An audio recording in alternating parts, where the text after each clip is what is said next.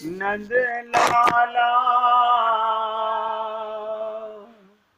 भजु गिरिधर गोविंद गोपाला भजु गिरिधर गोविंद गोपाला भजो मुरली मनोहर नंद लाला भजो मुरली मनोहर नंद लाला भजो गिरिधर गोविंद गोपाला भजो गिरिधर गोविंद गोपाला भजो मुरली मनोहर नंद लाला भजो मुरली मनोहर नंद लाला भजो गिरिधर गोविंद गोपाला भजो गिरिधर गोविंद गोपाला बोलिए वृंदावन बिहारी लाल की जय। जय जय श्री राधे जय जय श्री राधे।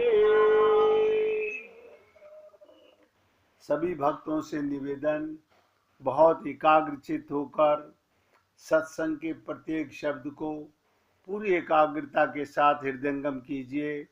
मुझे पूरा भरोसा है आप तन्मय होकर के सत्संग सुनते हैं और उसका लाभ लेने का भी पूरा प्रयत्न करते हैं। कल हमने आपसे निवेदन किया, छोटा सा रिपीटेशन कर रहा हूं कि भगवान कहते हैं निर्मल मन जन सो मोहि पावा, मोहि कपट छल छिद्र न भावा। और आप और हम लोग कभी नहीं समझ सकते कि हमारा मन निर्मल नहीं है, और ये 100% सत्य है कि निर्मल नहीं है। जो अपने छल या चतुराई का आश्रय लेकर चलता है उसे मेरी आवश्यकता नहीं। भगवान कहते हैं उसमें छल आ गया, फिर अपने छल के सहारे ही जीते। सुग्रीव हार गया, तब उसमें समर्पण की वृत्ति आई। यानी पहले व्यक्ति अपनी बुद्धि लड़ाता है, अपनी ताकत लड़ाता है। जब आपका कोई बस नहीं चलता तब समर्पण करता। अब जो प्रभु की इच्छा होगी सो वही होगा। उसने कहा कि प्रभु मैं हार गया। आप देखिए, आप और हम लोग कभी नहीं कहते कि हे प्रभु हम बुद्धि से हार गए, हमारे पास कोई ताकत नहीं। ये सब छल कपट है।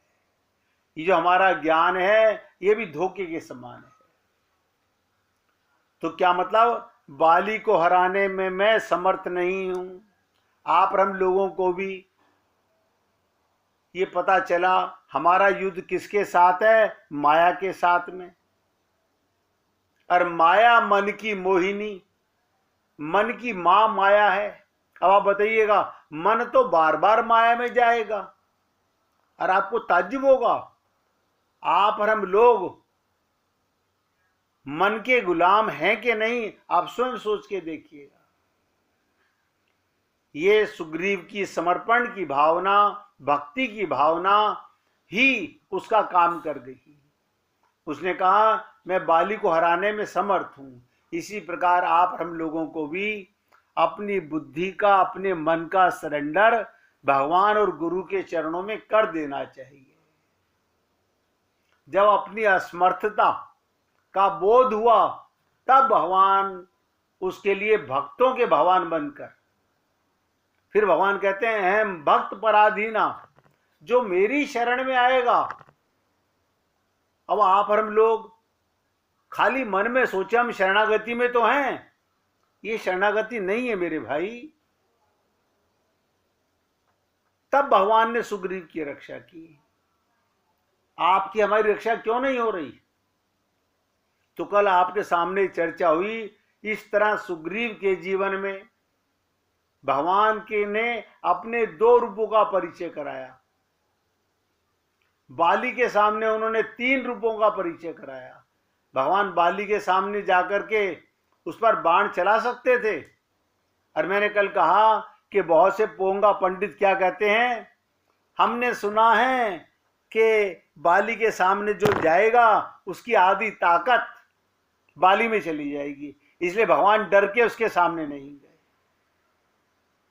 अरे भाई, व्यक्ति का आधा बल बाली में चला जाए ये तो चलो मान भी लिया जाए, पर भगवान का आधा बल चला जाए फिर तो भगवान बन गया वो।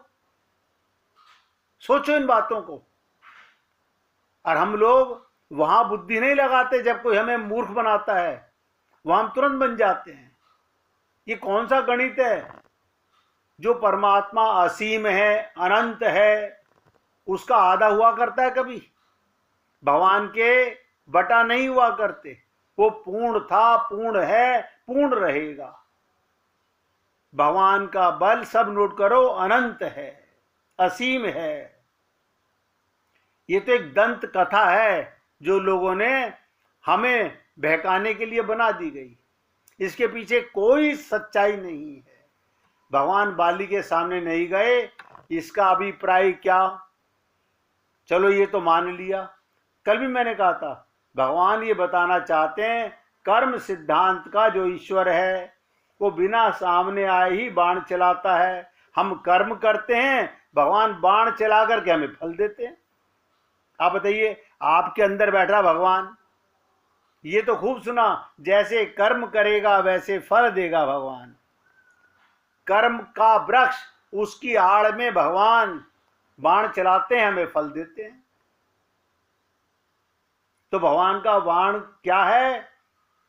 काल का धनुष, समय का बाण, उसको चलाने वाला ईश्वर। देखिए, आपके और हमारे हाथ में कोई, बहुत से लोग कहते हैं अरे समय हमारे बस में है। आज तक तो कोई ऐसा संसार में पैदा ही नहीं हुआ जो काल को बस में कर ले। काल को बस में कोई नहीं कर सका, उसको चलाने वाला भगवान। तो काल का धनुष, समय का बाण, उसको चलाने वाला भगवान, वो ईश्वर छिपा हुआ सबके अंदर, सामने प्रत्यक्ष नहीं। देखिए, हमारे अंदर है भगवान, लेकिन हम लोग निडर होकर अपने मन की करते रहते हैं।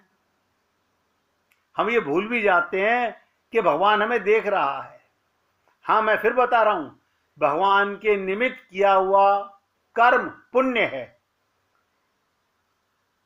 भगवान को छोड़कर किया हुआ पूजा पाठ भी पाप है। कल भी कहा था, आज भी बोल रहा हूं। तो भगवान वृक्ष की आड़ से बाण चलाता है। और ये वृक्ष क्या है? वृक्ष की व्याख्या भी, संसार कांतार अति घोर गंभीर बन। संसार एक घनघोर बन है। अब आप हम लोगों को ये संसार कितना प्यारा लगता है। और गीता में भगवान ने कहा दुखाल्यम, सारे दुखों का कारण अपने को शरीर मानना, मन बुद्धि के गुलाम हो जाना, संसार को अपना, संसार के समान को अपना बनाना, यही दुख का कारण है। हमें अपना पता नहीं मैं कौन हूं, संसार को अपना करने में लगे हुए हैं। तो व्यक्ति के कर्म उसके वृक्ष होते हैं। भगवान कहां से बाण चलाते हैं? कर्म के पीछे से। और इसका तात्पर्य, कर्म सिद्धांत की मान्यता, ईश्वर कर्म का फल कर्म की आड़ से देता है। फिर हम कहते हैं हमने भगवान ऐसे कौन से कर्म किए थे? अरे तुम्हें कौन से कर्मों को याद है? अनंत जन्मों में अनंत पाप कर चुके हम लोग। ये काल रूपी धनुष बाण के माध्यम से जीव को कर्म का फल देता है भगवान। कर्म का फल देने का प्रत्यक्ष रूप के सामने नहीं आता, अंदर बैठा हुआ है और आपको फल दे रहा है। यही भगवान का कर्म सिद्धांत का स्वरूप है। इसलिए जब बाली ने पूछा आपने मुझे छिपकर क्यों मारा, बहुत ध्यान से सुनिएगा, सामने क्यों नहीं आए, तो प्रभु ने कहा जब तुम कर्म सिद्धांत को मानते हो और मुझे ईश्वर समझते हो तो धर्म शास्त्र में यही कहा गया ईश्वर कर्म की आड़ से फल देता है। ये फल देने के लिए प्रत्यक्ष रूप से सामने नहीं आता, तो मैंने तुम्हें कर्म की आड़ से तुम्हारे कर्म का फल दिया। तो बाली ने पूछा फिर आप सामने क्यों आ गए। देखो कितनी विचित्र चीज है, आप हम लोगों को सुनना समझना चाहिए। भगवान ने बड़ा अनोखा कार्य किया था। बाली की छाती पर जब बाण लगा और वो गिर पड़ा, तब प्रभु उसके सामने आ गए। जब हमारा छल कपट छिद्र, हमारा पैसा, हमारी बुद्धि, हमारी ताकत काम नहीं आती, जब हम गिर जाते हैं, ये भी एक शरणागति है। लेकिन जब तक हमारे पास पैसा है, हमारे पास बुद्धि है, हमारे पास शरीर की ताकत है, हम भगवान को भी खरीदना चाहते हैं। अरे क्या बात है, हम यज्ञ करा लेंगे, हम ये कर देंगे, हम ये कर देंगे। भगवान अंदर बैठा देखता रहता है कि देखो कैसे छल कपट से मुझे हराना चाहता है।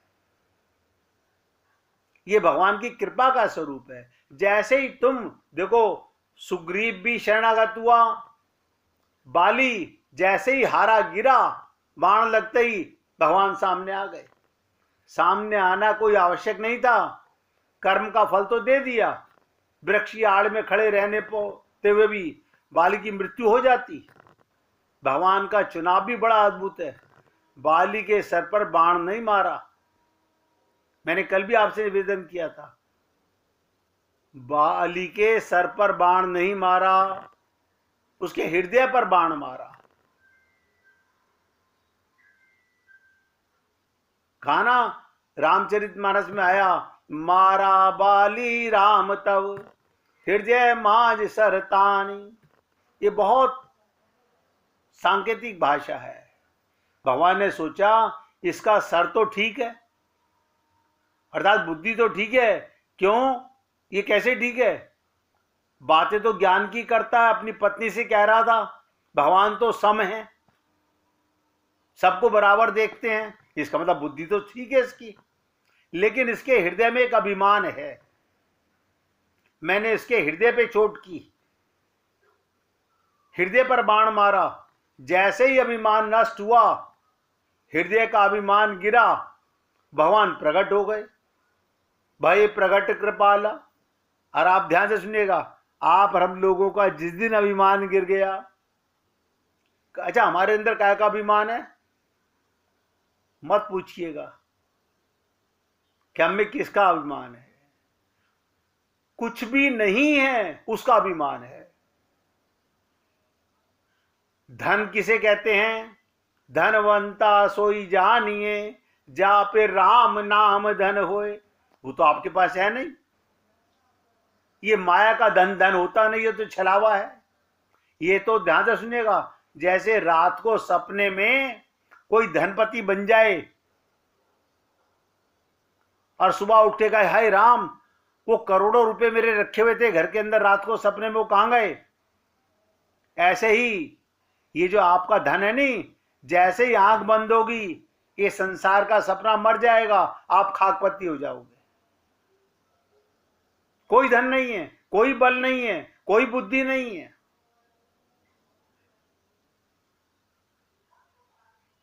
कम से कम बाली के पास बुद्धि तो थी। कृपालु ईश्वर भक्तों के भगवान के रूप में प्रकट हो गए। ये ईश्वर भक्तों के लिए अवतरित होते हैं, मनुष्य रूप में भगवान अवतार लेते हैं। क्या मतलब? बाली जो ही गिरा। अब ध्यान से सुनिएगा, आप और हम लोग कहते नहीं हैं, गिरते नहीं हैं। अकड़ अंदर, अभिमान अंदर, अहंकार अंदर। और कमाल की चीज तो यह है, जानते हैं, मानते हैं, फिर भी झुकना नहीं चाहते। तो बाली जो ही गिरा, भगवान सामने तुरंत प्रकट हो गए। अभिमान मरा, भगवान मिले। अब आप सोच के देख लो, हम सब में अभिमान है, किस चीज का है? मुझसे ज्यादा आप सबको अपना पता होगा।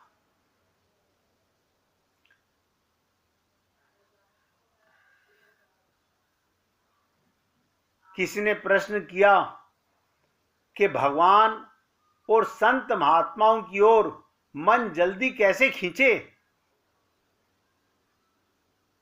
हमारा मन संसार की तरफ भागता है, शरीर की तरफ भागता है, माया की तरफ भागता है। उसका कारण है, मन का दोष नहीं है, क्योंकि मन माया का बेटा है, वो तो जाएगा मां की तरफ। तुम्हारा विवेक नहीं है हमारे पास में। अगर विवेक हो तो मन को जाने से रोको और इधर लगाओ। अब गाड़ी रॉन्ग साइड में जा रही है, आपको जाना है राइट, जा रही है लेफ्ट, तो आप तुरंत स्टीयरिंग मोड़ते हो। लेकिन मन का कोई स्टीयरिंग मोड़ता ही नहीं।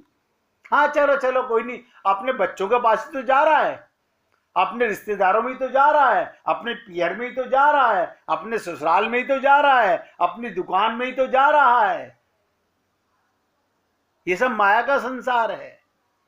अभी आगे चर्चा आएगी कि संसार का क्या स्वरूप है, तब आपको पता चलेगा। भगवान ने जो गीता में कहा दुखाल्यम, ये दुख का भंडार है और हम उसमें सुख ढूंढ रहे हैं।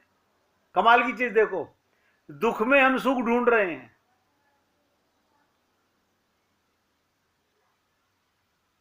भगवान ने सोचा इसका सर तो ठीक, बुद्धि तो ठीक।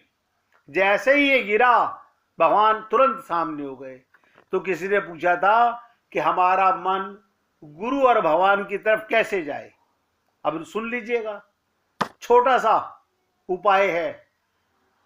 भगवान से या गुरु से अनन्य प्रेम करना।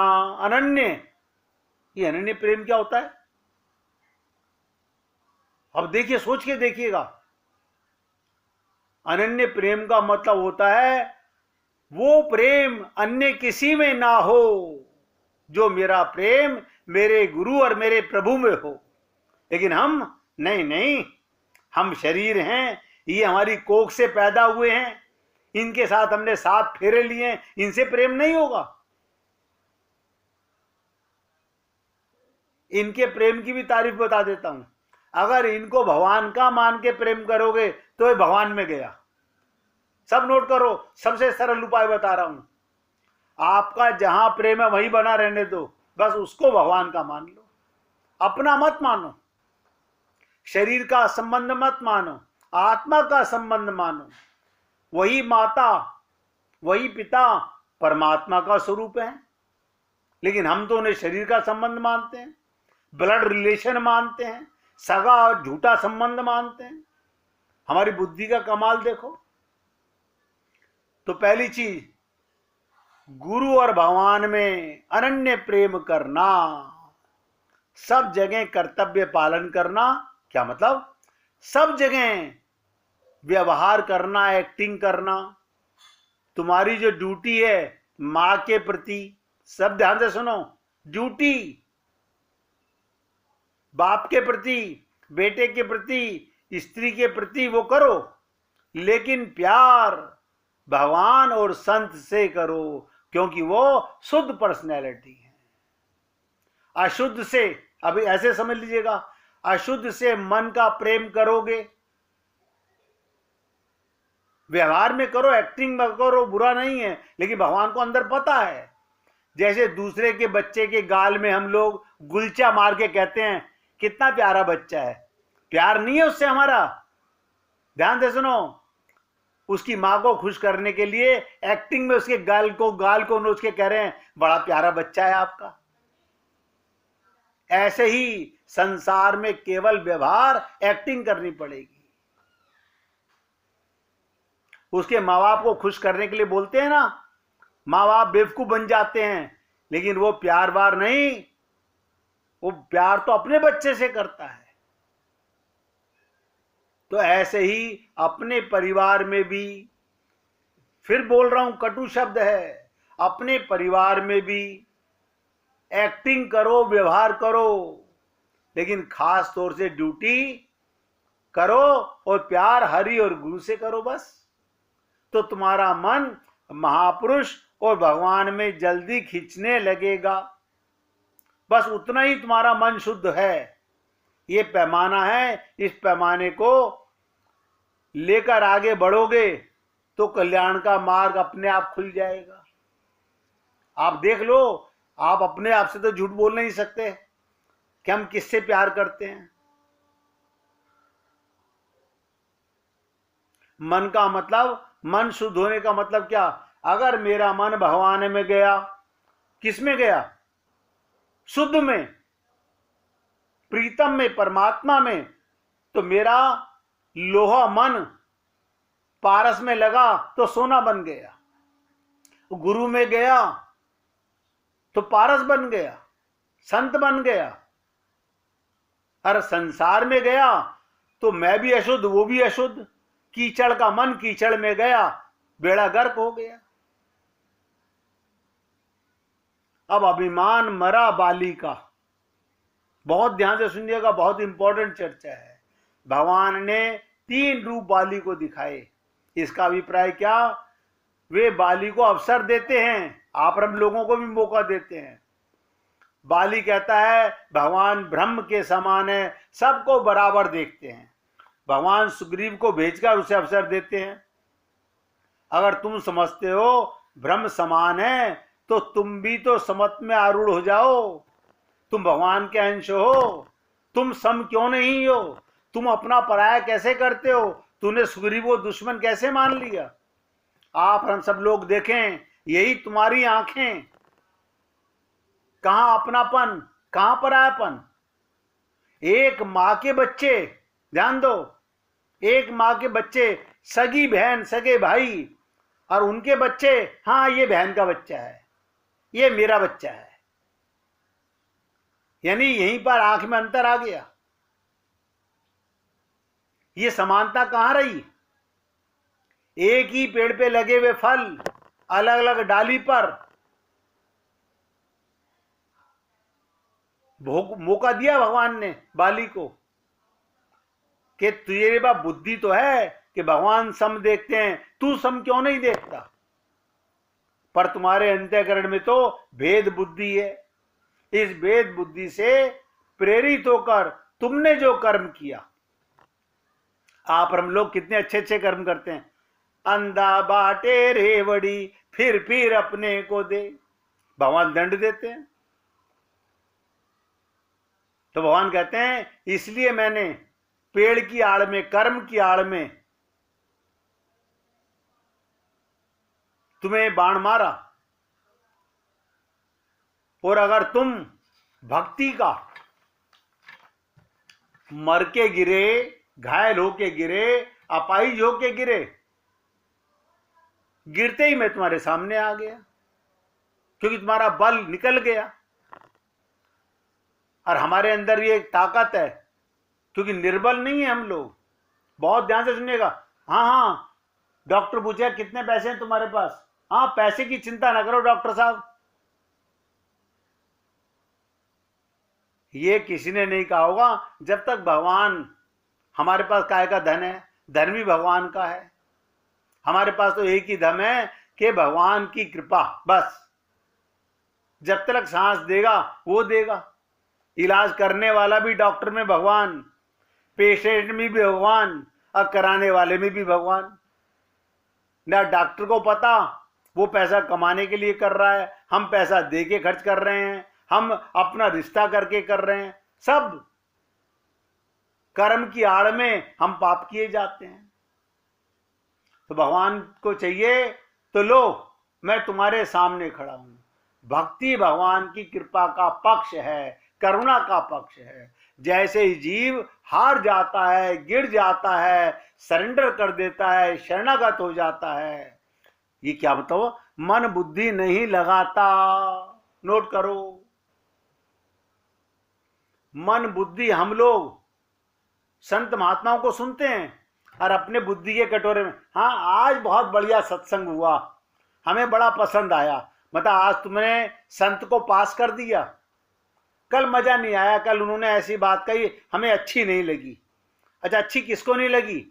आप सोचो कभी, अगर आपको किसी गुरु की, संत की बात अच्छी नहीं लगती तो किसको नहीं लगती? बुद्धि को। आपने बुद्धि लगाई ना, इसलिए अच्छी नहीं लगी। हमारे अंदर पक्षपात आ गया, हमारे मन की बात करोगे तो गुरुजी बहुत बढ़िया, हमारे मन की बुद्धि के विरुद्ध बात करोगे तो गुरुजी बेकार, 0/100। ऐसे ही भगवान को हम बेकार कर देते हैं। अरे कुछ नहीं हुआ, राम जी के मंदिर में जाते रहे, कोई काम नहीं बना। अब किसी ने कहा मैया के मंदिर में जाया करो, नहीं फिर हम शंकर भगवान के मंदिर में गए तो किसी ने कहा वो तो वैसे ही नशे में रहते हैं, उनके पास जाने का क्या लाभ। हम भगवानों को भी तोलते रहते हैं, गुरुओं को भी तोलते रहते हैं, क्या बताओ हम मन के और बुद्धि के कितने सच्चे और पक्के हैं। सब सोचें इस बात को। 1 मिनट भगवान का कीर्तन करेंगे, उसके बाद आगे बढ़ेंगे। विठल विठल विठे